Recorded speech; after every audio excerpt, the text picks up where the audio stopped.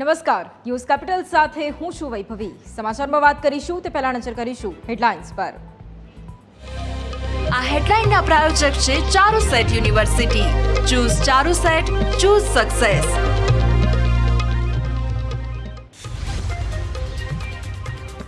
સુરતમાં સ્માર્ટ મીટરના વિરોધને કોંગ્રેસનું સમર્થન। પુણા ગામની શાંતિનિકેતન સોસાયટીની વાડીમાં કોંગ્રેસની બેઠક, વિરોધને લઈ જન આંદોલનની શરૂઆત।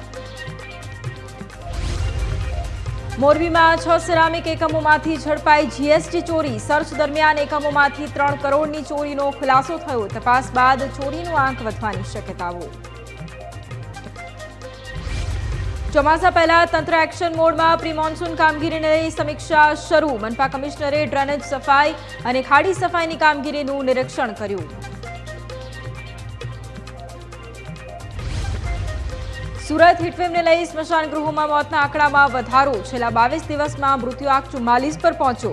સ્મશાનમાં 2 થી 4 કલાક સુધી વેઇટિંગ જોવા મળ્યું। ડોંબિવલી MIDC ફેઝ 2માં દુર્ઘટના। બોઇલર ફાટ્યા બાદ ઘટનામાં 8 લોકોના મોત તો 30થી વધુ ઇજાગ્રસ્ત। CM એકનાથ શિંદે મૃતકોના પરિજનોને 5 લાખ વળતરની જાહેરાત કરી।